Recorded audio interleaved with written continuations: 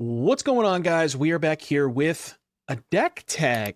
By the time that this video goes out, I will be in lovely, sunny Houston, Texas, participating in the regional championships. What I am playing this weekend is Affinity, and we're going to talk about the deck list and some of the card choices, exactly why I came to that decision. I got a couple of sample hands for you, and towards the end, we're going to talk about some matchups. So, a lot of stuff. If you've ever wanted to learn anything about the Affinity archetype in Modern, I've got you covered. But before we do that, we're going to learn about the sponsor of today's video. This video is brought to you by CoolStuffInc.com. Be sure to use promo code Doom at checkout if you guys want to buy any singles, sealed sleeves, or deck boxes. Cool Stuff Inc. They got cool stuff, and they got it in stock. And with that out of the way, let us go ahead and talk about Affinity. Now, before we get started, I did want to mention I was kind of playing around with Eldrazi-tron a little bit over the past couple of weeks, and I came to the conclusion that I just kind of felt like Eldrazi-tron wasn't doing enough powerful things. And what I mean by that is Modern is kind of in a point right now where I'm not going to say every deck is a combo deck, because there certainly are fair archetypes among those decks with like Boros Energy, Esper Blink, Black-White, Esper Black-White Blink, and Blue-White Control. And then I guess to a lesser extent, Tron and E-Tron are like doing some more fair things. But really, every single deck has this sort of combo element or combo finisher feel to it. And I just didn't feel like the Tron deck's combo draws were actually competitive with the other deck's combo draws, if that makes sense. 7 mana on turn 3 just isn't what it used to be. So for that reason, I decided to kind of switch a little bit later on to Affinity. And I feel like this deck kind of offers sort of the best of both worlds, where you have these extremely fast and powerful starts powered by Pinnacle Emissary, which is just a ridiculous card. For a single mana, you can warp this card, and then every time you cast an artifact spell, you make a 1/1.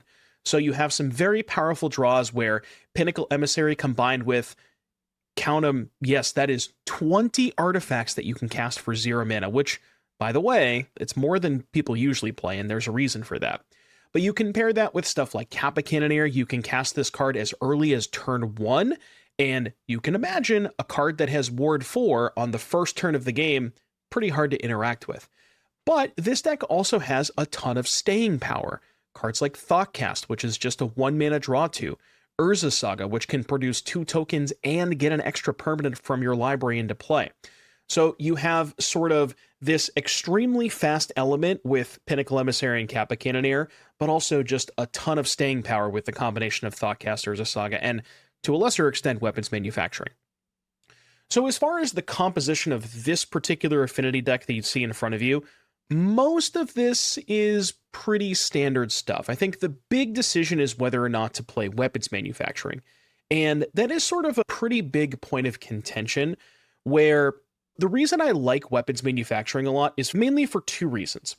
One, in some draws, it can feel like an extra Pinnacle Emissary. For example, you have a hand that is weapons manufacturing 2 mana and 3 zeros. You can hold the zeros until turn 2, play the weapons, play your 3 zeros, get your 3 extra artifacts, and it's sort of like a Pinnacle Emissary that you have to wait 1 additional turn for, if that makes sense. And it lets you generate more permanents in the battlefield for stuff like Kappa Cannoneer. The other reason that I really like weapons manufacturing a lot in this deck list right now is due to the presence of Wrath of the Skies. Sometimes what ends up happening is that you can slow roll your artifacts a little bit for an extra turn to then make it so that you go weapons manufacturing, bunch of zeros, Kappa Cannoneer.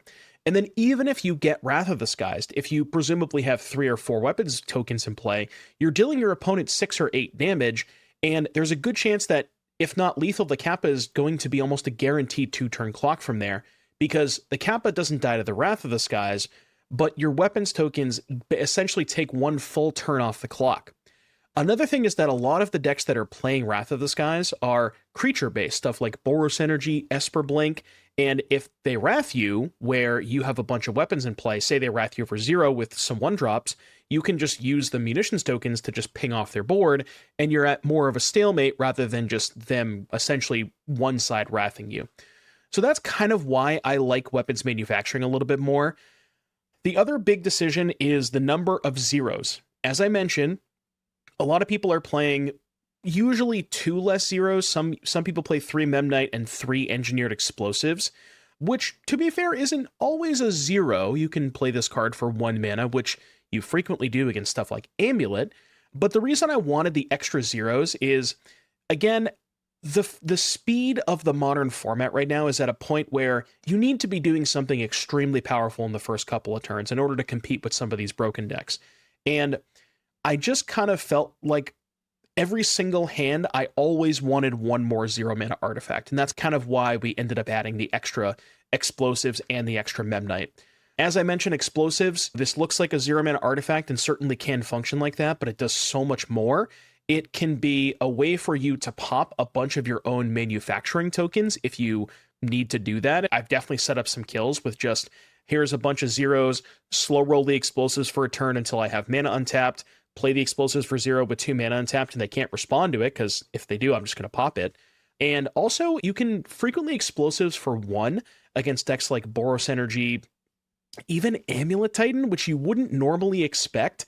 There's a lot of cool things where you can basically just plain explosives on 1, pass the turn to them, and if they go to play a Titan with 1 or 2 amulets in play, you can just respond, pop the explosives.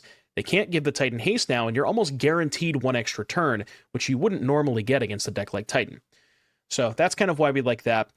And then the big difference here, a lot of people play 3 rebukes. I've decided to play 4. There is certainly some downsides to playing 4 because the second copy isn't always fantastic. But again, with the 19th and 20th 0 mana artifacts, I just wanted more cards that can take advantage of those on the first turn of the game. And just the 4 Pinnacle Emissaries wasn't enough for me, so I wanted to go up to the 4 rebukes. There's a lot of situations where you go land 2 zeros, pass the turn, rebuke their first play, next turn play Kappa Cannoneer. And like I want to do that more often. And Rebuke, very good in the post-board games when people are playing stuff like Wrath of the Skies, Meltdown, etc., etc. As far as the rest of this deck list, I mean, it's pretty standard stuff. The 3 Tormod's Crypts has this card being a 0 mana artifact and just a good card in the format. Stuff like Goryo's Vengeance and Flage and Delirium and Emrakul the Promised End.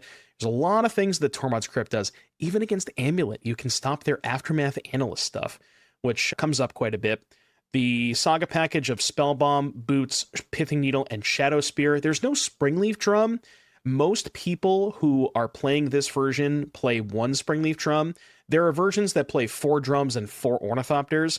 I tried those versions, felt like it had a little bit too much air in it, so I wanted more stuff that did something like weapons manufacturing and more metallic rebukes.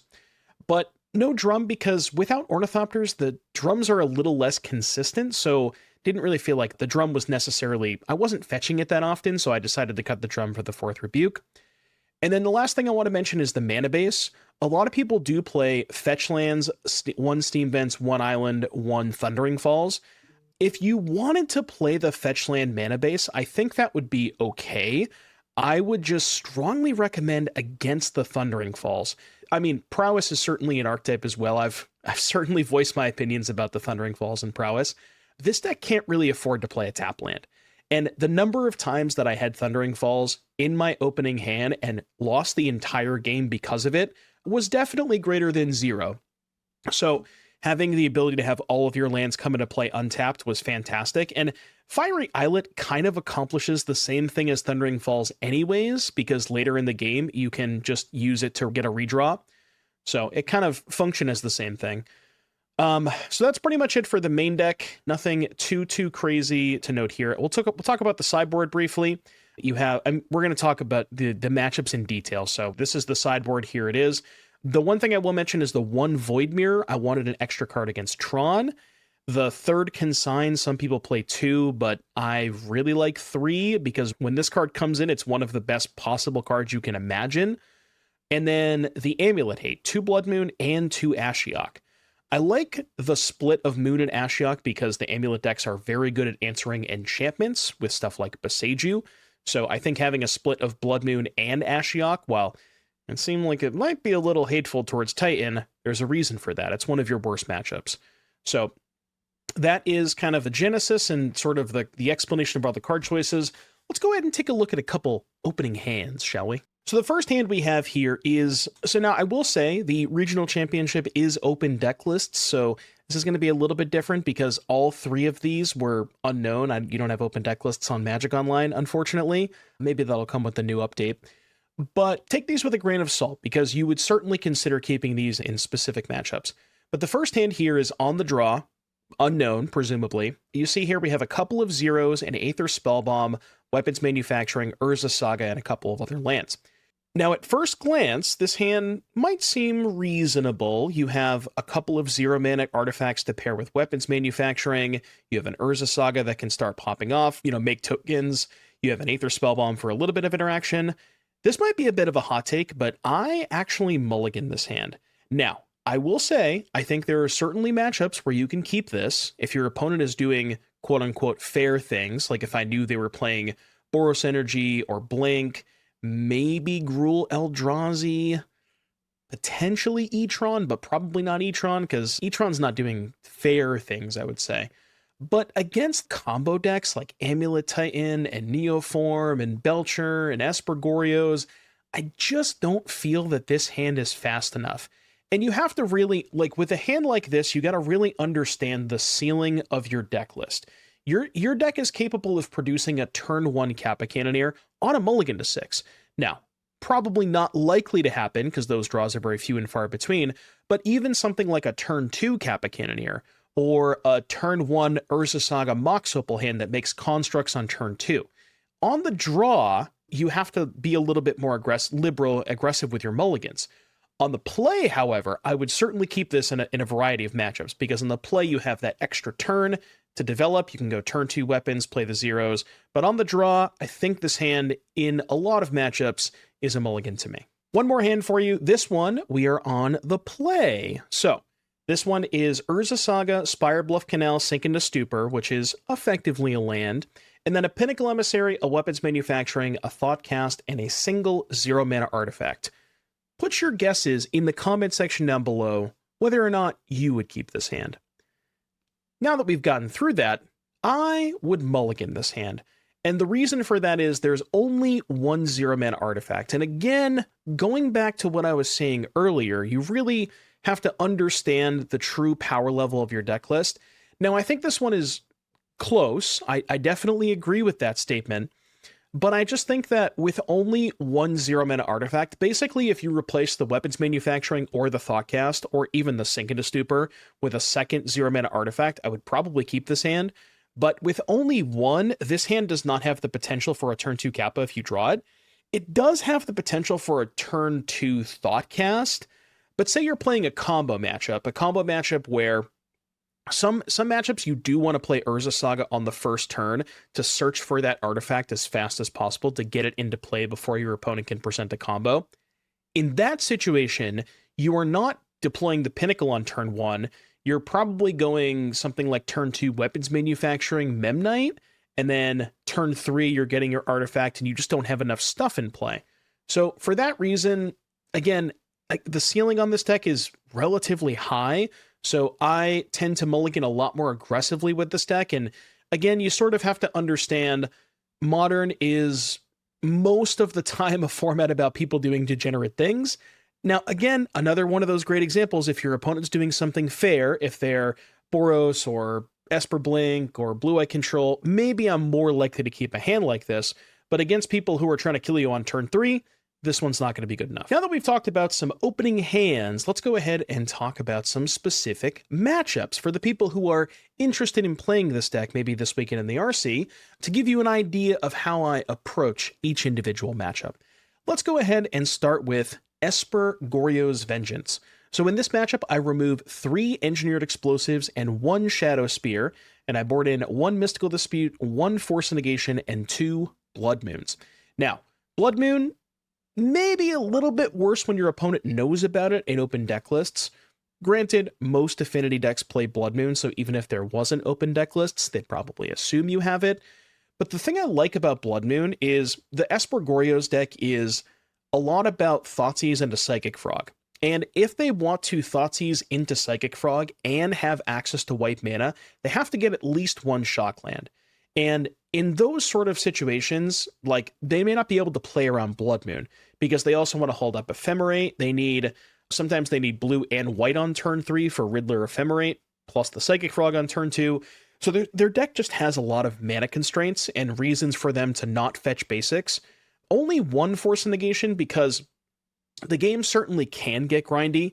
The games that are not about Goryo's Atraxa and that are about Psychic Frog Riddler, those can get kind of grindy. And they're also a Thoughtseize deck, so I don't want to draw too many Force of Negations, but I like to have access to one just as a kind of make them respect it a little bit. Boros Energy. This matchup, we're going to go -2 Tormod's Crypt, -1 Aether Spellbomb, 4 1 Whip Flare, and 2 Galvanic Blast.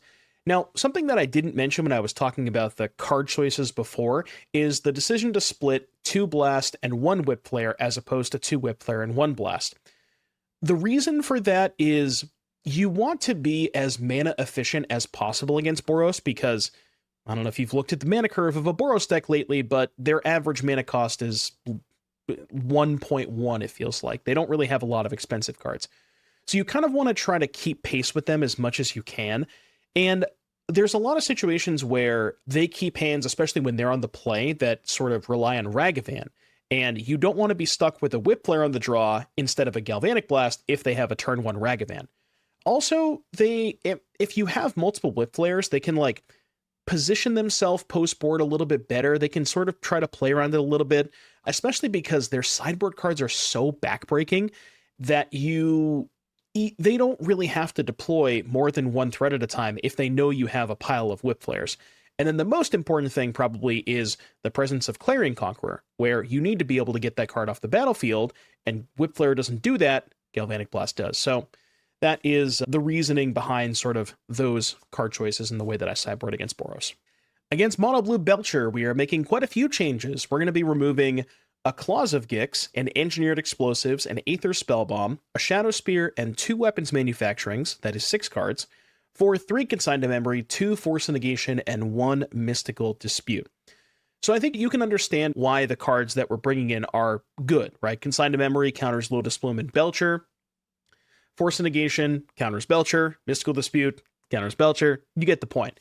The cards that we're taking out here, so I have a tendency, and you'll notice this when we're going through more of the matchups, I usually board out Weapons Manufacturing when I'm playing against a combo deck.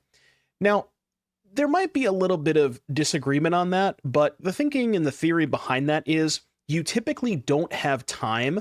Basically, in the games where Weapons Manufacturing is good, especially when you're going second, you tapping out for turn 2 and kind of developing that Weapons Manufacturing may not be the best idea. You kind of don't always have that luxury, and the games where Weapons Manufacturing is good, you're effectively a full turn slower. I would much rather mulligan to a hand that has a turn 1 or turn 2 Kappa Cannoneer and just hold up my one piece of interaction and don't give my opponent that extra turn.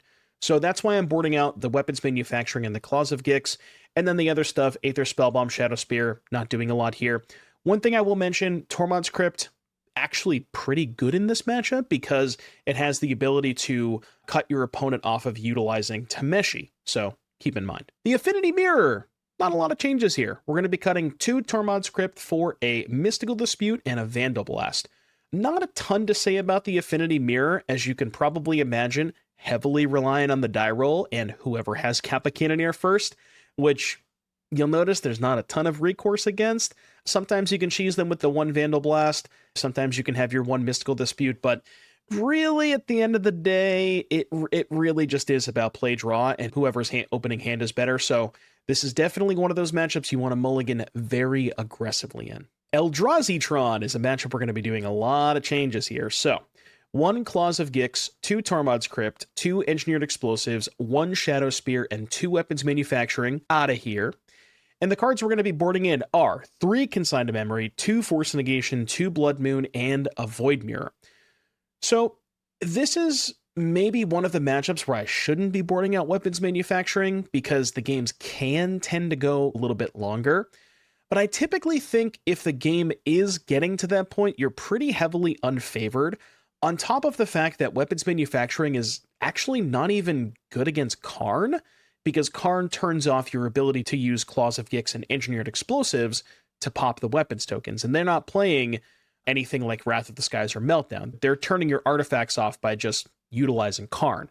So I think weapons is not very good in this matchup, shaving a couple of crypts and a couple explosives, just because when you cut weapons, you can afford to shave a couple of zeros. And the cards that we're bringing in, Consigned, Force Negation, Blood Moon, Void Mirror, all fantastic against them. Force Negation, probably, weirdly enough, your weakest card against them, but you still need it against Karn. Just keep in mind that Force Negation, certainly not as good against something like Ugin. And if potentially consider, especially if your opponent's mulliganing down to 6 or 5, consider Force Negationing their turn 1 Expedition map. Domain Zoo! Next up here we have -3 Engineered Explosives and a Pithing Needle for 2 Blood Moon and 2 Galvanic Blast. So Galvanic Blast is a bit weird because it doesn't kill a ton. It doesn't kill a Sign of Draco if they have a ley line. It doesn't kill Territorial Kavu. But it does do 2 very important things at killing Ragavan on turn 1 and Clarion Conqueror. And a lot of domain decks do have Clarion Conqueror in their sideboard. So you want to be able to have an answer for that. Explosives, decent, because they have 1s and 2 drops, but they don't typically have to flood the battlefield with a bunch of 1s or a bunch of 2s. Usually their curve is just Ragavan into Kavu into Scion, and they have a 1, a 2, and a 12. So what is your explosives doing against that curve? So I think that makes the most sense to me. And Blood Moon, good against them, but keep in mind if they have Leyline and a basic land, they do still have Domain. As I mentioned earlier, Amulet Titan, one of the worst matchups, but we're going to be cutting the Claws of Gix, 2 Weapons Manufacturing, and the Shadow Spear for 2 Blood Moon and 2 Ashiok. Now, I will say, I have experimented with boarding in Consigned to Memory against Amulet Titan. I don't think it's correct, but I also wouldn't fault you if you wanted to do that. The reason that I ended up going against boarding it in ultimately is just for the sheer fact that a lot of your best draws involve tapping out, whether that's for Kappa Cannoneer or one of your sideboard haymakers. And I just don't know if you have the luxury of holding up Consign, and also Consign doesn't actually do that much against them. Like, if they're in a spot where they have extremely limited resources, sometimes consigning a Titan trigger can buy you a turn. But, I mean, if you're not killing them the next turn, guess what? They still have the Titan in play. You can consign a Saga trigger for them to fetch an Amulet. You can consign the Amulet itself, which is not bad. But with 4 explosives, I don't feel that's even necessary. If you're holding up mana, then you already have the explosives in play. You don't necessarily need to consign for that. And I think holding up the explosives is actually more beneficial than a consign would be, because you can just respond to whatever thing is getting back all their lands with the explosives itself. So, I don't know. You could maybe talk me into consign, but I'm just not as big of a fan of it. Against Prowess, very little sideboarding here. We are removing the Pithing Needle and 1 copy of Thoughtcast for 2 Galvanic Blast. I've considered Whip Flare, and it can be good in some spots where they have a bunch of tokens off of a Cori-steel cutter, but usually you're losing those games anyways. So just a couple of Galvanic Blasts to kind of try to keep pace with them on the draw or on the play. And for the most part, we're keeping the deck the same way that it is. And then the last match I'm going to cover here is the Blink matchup. So in the Blink matchup, we're cutting 1 Tormod's Crypt, 2 Engineered Explosives, an Aether Spellbomb, and the Shadow Spear. And we are adding 1 Mystical Dispute, 2 Blood Moon, and 2 Galvanic Blast. So Blood Moon is maybe a little bit of more contentious against the Blink deck. I will mention this is only Esper. I wouldn't board in Blood Moon against Black-White or Blue-White. Those decks are a little bit different. But against Esper, which is the most popular version of Blink, Blood Moon's pretty good against them, because similar to Goryo's, they really do rely on fetching. They need to be able to play Psychic Frog on turn 2 and need access to white mana for Ephemerate, and they have the same constraints of Frog into Riddler plus Ephemerate, so their mana can be a little awkward at times. They do tend to have to fetch Shocklands pretty often, so I do like Blood Moon quite a bit against them. Galvanic Blast doesn't kill a ton, but a lot of these decks do feature copies of Clarion Conqueror, so again, I want to have an answer to that. And then Mystical Dispute, fantastic against cards like Quantum Riddler. So that's pretty much all I got for today. So we went over the deck list, the card choices, couple of sample hands, the most popular matchups, and I think you now have all of the tools that you need to win any RC that you're going to potentially want to play Affinity. I do think Affinity is one of the best decks in the format right now. I think it has an extremely high ceiling, and I'm really excited for this weekend. So again, if you want to check out some of the coverage, I believe they're doing coverage on I think it's the SCG Tour or SCG Live page. I'm not 100% positive on which one that is, but go check out coverage of the RC in Houston this weekend. And yeah, again, good luck in your future endeavors. Thank you for watching this particular video. And until next time, adios.